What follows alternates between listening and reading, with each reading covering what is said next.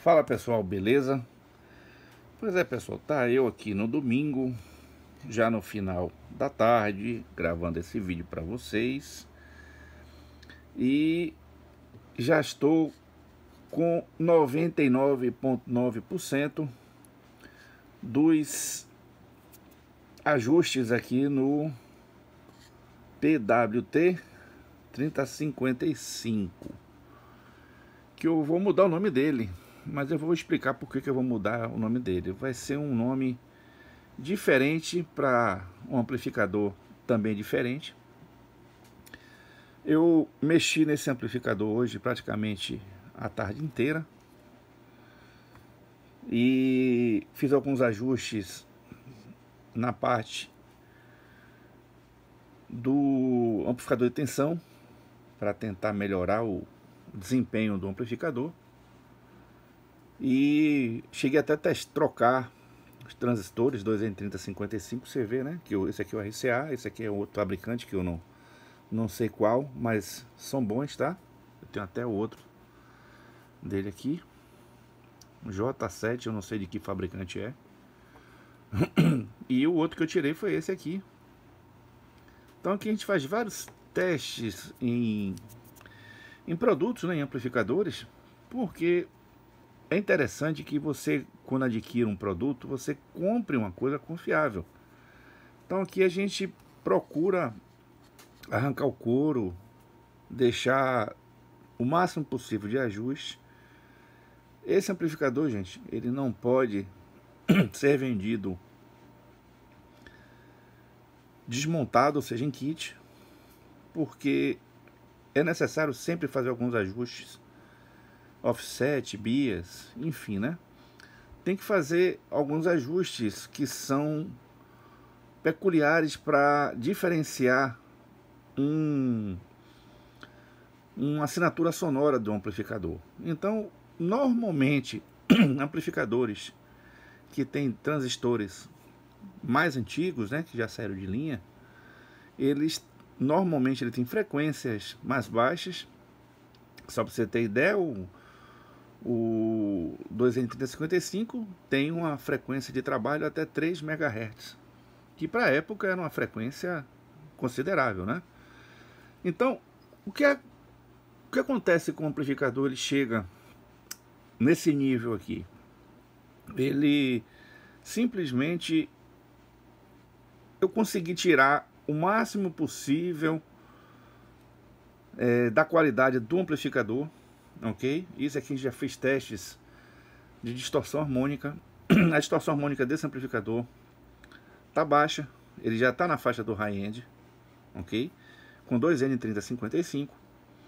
É um amplificador que ele difere dos da década de 80, 70, porque utiliza uma topologia diferenciada, que a gente fez aqui uma miscelânea. Eu testei até Bootstrap nessa versão, testei ele com um CCS desacoplado, sem a parte de regulação de corrente, usei um regulador de tensão. Tudo isso foi para entender o amplificador. É um amplificador que trabalha com transistores NPN, conforme vocês estão vendo aqui. Eu já mexi nesse amplificador, é por isso que eu faço as placas protótipo, tá, gente? Porque a gente corta ali trilha, que eu fiz para poder instalar o Bootstrap. Fiz algumas modificações, algumas compensações, depois tirei. Então, isso aqui, gente, você não vê na parte de simuladores. Simulador, tudo é perfeito, né? Os transistores são considerados perfeitos pelos parâmetros que são injetados no simulador. Então, a realidade é essa aqui. Então, para aqueles que querem enveredar para de projeto, se prepare, porque você vai ter muito estudo, muita paciência para fazer. E não é só fazer o circuito, você tem que testar, fazer. Deixa eu mostrar para vocês aqui, ó. Esse aqui é o fotolito que eu usei, fazer o fotolito. Usar as técnicas que a gente pode ter aqui, né? Pra você ter ideia, tá aí o nosso amplificador. Já tem muitos valores que tem que ser corrigidos aqui, que a gente fez na prática os testes e não funcionou bem. Então a gente precisa afinar o aparelho. Então essa parte de afinar, fazer uma implementação, testar circuitos, mexer na corrente do par diferencial, ver se afeta alguma coisa, ver os limites do aparelho, até que tensão eu posso colocar. Eu consegui um transistor que eu tenho aqui mexendo na minha sucata. Eu tenho até uma quantidade boa. Eu não sei se eu acho ainda mais desse transistor aqui, tá, gente? É o 2N5039. Ele é bem melhor do que o 2N3055 em termos de velocidade, corrente. A corrente é mesmo, aliás, 10 amperes, mas a tensão é maior de operação dele, tá? Ele vai até 150 volts, o que possibilita esse amplificador chegar a uma tensão aí no máximo de 55 volts simétricos, né? 110. E pelo SOA, né, que é o gráfico de segurança do transistor, a região segura, ele pode rodar aí até 60 volts, você utilizando mais pares. E esse transistor, gente, por mais ele é original, tá? Já esse aqui foi usado em fonte de alimentação parruda, eram usados 3 desses para poder a fonte funcionar, ok? Era de um carregador. Eu tenho bastante desses aqui, deve ter mais ou menos aí uns 30, 40, mas são usados. O grande empecilho dele é o terminal, que é curto, tá vendo? Porque ele era preso, soldado na placa, e tinha um dissipador fino, né? Aqueles dissipadores. Então eu tô pensando em fazer aqui botar um prolongador para testar esses transistores, ok? Tem ele da CID, né? Esse aqui é outro, esse aqui é outro modelo, esse aqui é o 6510, não é esse não, é esses aqui que eu tô mostrando para vocês. 2N5039. Eu li o datasheet dele e é um transistor forte, né? Tem outros que eu vou fazer teste aqui, bastante teste nesse amplificador. Eu vou ajustar ele para trabalhar com 2N3055 mesmo, que eu tenho aqui. Os transistores que eu tenho aqui são bons. Esse aqui eu garanto, tá, gente? São transistores de procedência. Eles são usados, tá? Mas não é tão usado assim. Foram usados... Isso aqui normalmente a gente acha muito em sucata industrial antiga. Acha isso aqui também naquelas máquinas de fliperama antiga, aquelas grandonas, que tinham fonte regulada de 12 volts, né? 12, 5, não tinha fonte chaveada, era transformador. Então usava esses RCAs. Tem o nacional, esse RCA aqui é importado. Tem o nacional, que a Quasar usou bastante dele, também a Gradiente Polivox. Era fabricado inclusive aqui no Brasil. E inclusive teve a CID, né, microeletrônica, que fez alguns componentes semicondutores. Não sei porque fechou, né? Era lá em Minas Gerais. Então a gente já teve esse tipo de material aqui no Brasil. 2N5039. Esse aqui é da SGS. Bom transistor, tá, gente? Eu vou dar uma limpada nele, vou testá-los. Mas estão bons que eu já testei, já tem tempo que estavam parados. Esse aqui era da CID, tá vendo? Esse aqui foi fabricado no Brasil pela CID, microeletrônica. 2N6510, também era usado em amplificadores, fonte de alimentação. Então, tá aí, gente, o nosso arsenal de transistores para a gente testar, fazer umas brincadeiras aqui. Eu vou finalizar a placa, porque a placa demora um tempo para ser feita. Vou fazer 40 placas inicialmente, vamos ver como é que fica. Se vocês quiserem fazer uma reserva, entre em contato comigo pelo luisconz@powertronic.com.br e eu vou fazer uma reserva para vocês, informo para vocês um valor que deve ser depositado para garantir o produto. E eu só vou me coçar para procurar mais transistores TO3 aí, que substituam, se tiver uma boa vendagem desse produto, tá, gente? Eu vou procurar não ter um valor alto, né? Mas só para você ter ideia, transistores são vendidos aí, cada bichinho desse é 25 mil reais aí.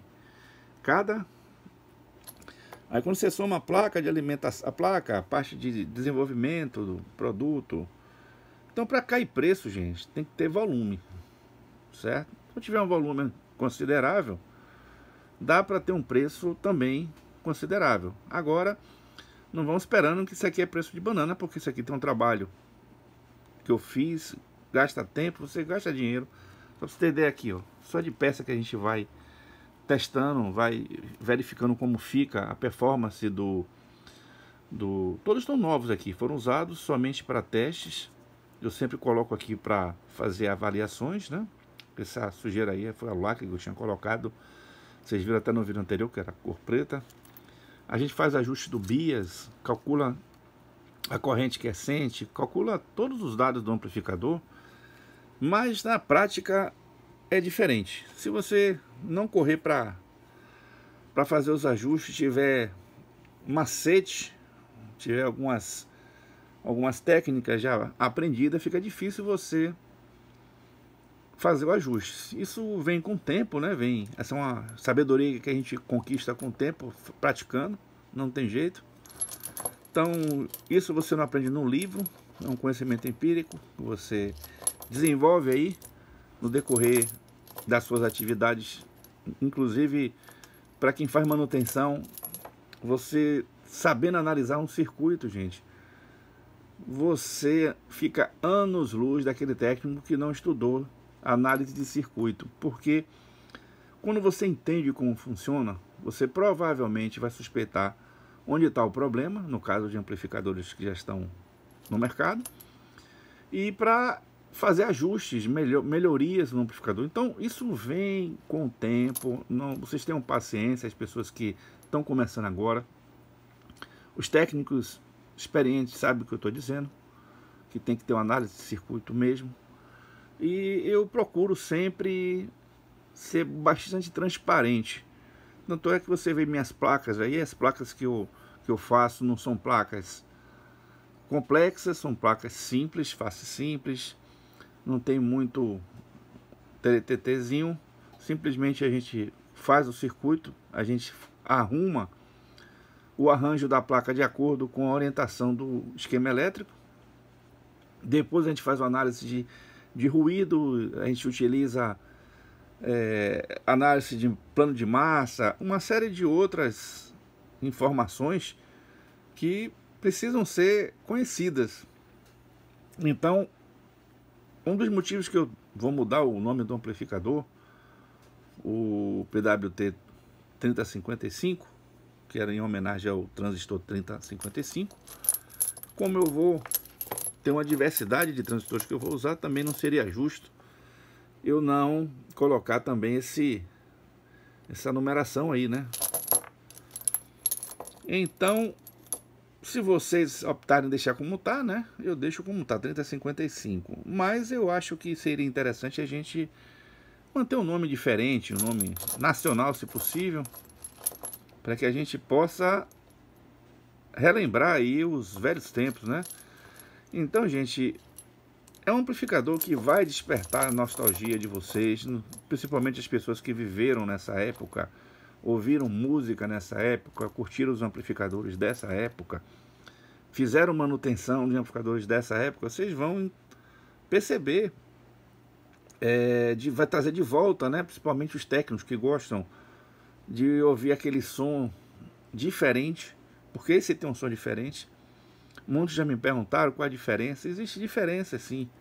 Então a parte de compensações que você faz no circuito de entrada, os capacitores que são colocados na parte do amplificador de tensão. Pra você ter ideia, eu cheguei a um nível de ajuste que eu não precisei colocar nenhuma compensação a mais, nenhum capacitor Miller a mais, tanto nos drives como em outras etapas, porque ele não oscilou, foi um amplificador que é estável. Isso é uma das vantagens também dos transistores que não operam em uma alta frequência. Esses transistores, ele tem o beta relativamente baixo, em torno de 60 a 80, em relação aos transistores hoje que chega a 90, 110, 140. E uma coisa que é interessante, aquela história, gente, que a gente fala do par casado, não é isso? Você vê que o 2N3055 não existia o complementar. Inventaram esse aqui, ó, que é o 2955, o MJ, tanto é que não existe 2N, nunca foi fabricado 2N 2955, ok? Sempre foi MJ, uma outra marca. O pessoal inclusive colocou o 2N 2955, mas com certeza não é original. Não estou dizendo que é ruim, mas ele não é original da linha 2N, que é uma linha americana. Então, quando a gente fala que o transistor ele é par casado, não quer dizer que ele tem a mesma beta. Pode ter a mesma beta, mas par casado tem as mesmas especificações. Esse trabalha com 150 watts, esse trabalha com 150 watts, esse aqui trabalha com 200 volts, esse trabalha com 200 volts. Então, essa semelhança do datasheet é que a gente chama que é par casado, ou seja, ele faz uma versão com PNP e outro NPN, ok? Então, normalmente os amplificadores utilizam transistores dessa natureza. No caso do 2N, ele foi feito para ser um transistor de potência para fonte, então não se preocupou para utilizar ele em amplificadores. Simplesmente a nossa indústria nacional aproveitou o que tinha e fez os amplificadores que a gente tanto conhece aí, Quasar, aproveitou componentes. Depois que entrou aqueles componentes importados, né, que abriu o mercado, da linha 2SC, 2SA, 2SD e 2SB, são transistores também de origem americana, né, inglesa. Então você tem um leque de componentes hoje que facilita bastante. O ruim é que a maioria deles hoje são falsificados, ok? Então essa é a guerra da gente. A guerra da gente é ter peças compatíveis, né? Então aqui a gente evita a surpresa mesmo. Tipo esse transistor aqui, mostrar para vocês. Esse aqui é um falsificadão, tá? Estavam vendendo aí, inclusive vendeu aí em lojas conhecidas. É o 2SC alguma coisa. Deixa eu ver aqui que não dá pra ver. Ele é o 2690A. Esse transistor, gente, ele é falsificado. Ele funciona, mas ele não tem as características do transistor original. Então você faz o seu projeto, pega o beta dele e utiliza essa referência para que você possa ter uma base de cálculo para fazer o seu projeto. Então o que acontece? O transistor, o que você precisa aprender é polarizar, ok? Você aprendeu a polarizar direito, você tem aí 60% aí de condições já de começar a fazer um amplificador ou uma fonte. Porque polarizar é o cálculo que a gente chama de medição. Se a gente vai pegar a referência no datasheet, só que se a gente for acreditar no datasheet, a gente calcula e vai ter que fazer os ajustes depois. Então o que eu faço? Eu meço a beta dele, uma comparação, para ter uma estimativa, e faço o circuito, o cálculo do circuito baseado no beta que eu encontrei daquele transistor. É claro que eu não vou fazer de um a um, eu faço de um lote, faço uma referência. Quando o transistor eu observo que ele tem muita similaridade com o datasheet, eu evito de estar fazendo a medição do beta. Mas é isso aí, pessoal. O nosso amplificador já está liberado para mim. Eu já fiz todos os ajustes, ele está bem equilibrado. Ó, corrente de repouso. Eu vou subir um sinal aqui para vocês observarem ele aqui, ó. Eu tô com a carga de 8 ohms. Tá limpo, limpo, limpo a senoide, tá vendo? Vamos botar um onda quadrada para que a gente avalie. Essa aí é a onda quadrada do amplificador.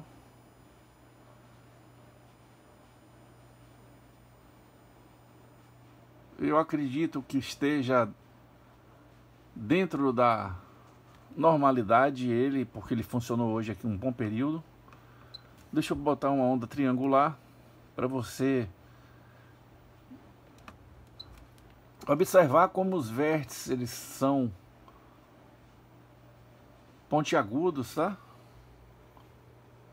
E aqui você vê o ceifamento, ó, o ceifamento ali, ó.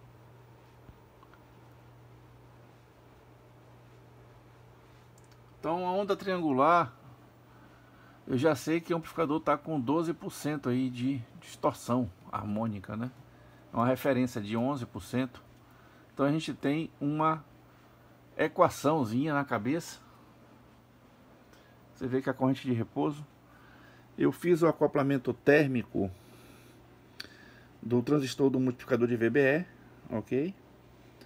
Eu desacoplei os transistores drives do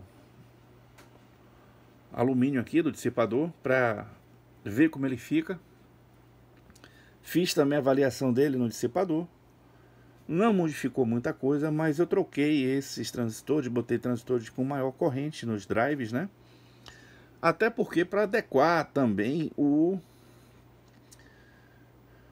amplificador a diversidades de transistores de saída que eu vou utilizar como testes. Então eu estava usando o MJE 340 e 350, mas são transistores que tem uma corrente mais baixa, ele tem uma velocidade muito maior, isso aí não tem a dúvida, a tensão também de trabalho é muito maior. Então a aplicação deles aqui se deu pelo fato de eles serem encontrados com facilidades e ter uma boa qualidade. Mas eu consegui um lote de transistores tipo, esse aqui é o tipo 41, tipo 42C. Estou testando eles aqui super tranquilo, não estão aquecendo. Ao contrário aqui da nossa fonte de corrente constante e do nosso amplificador de tensão. Mas eles esquentam mesmo, porque eu estou trabalhando aqui já. Eu estou trabalhando em classe A, o VAS, para melhorar o desempenho do amplificador, né? Ficou bem legal, bem ajuste, a corrente dele está bem equilibrada. A temperatura não vai afetar o funcionamento dele, ok? Ele tá bem estável. Eu posso mexer no amplificador? Posso mexer, posso aumentar, posso diminuir, eu posso fazer o que eu achar conveniente, mas eu tenho que fazer o projeto de acordo com a necessidade, né, do que a gente precisa. Então, como é um amplificador que tem que ter uma sonoridade dos amplificadores vintage daquela época, o que é que eu fiz? Eu ouvi alguns amplificadores para poder saber como funciona, como ele está tocando.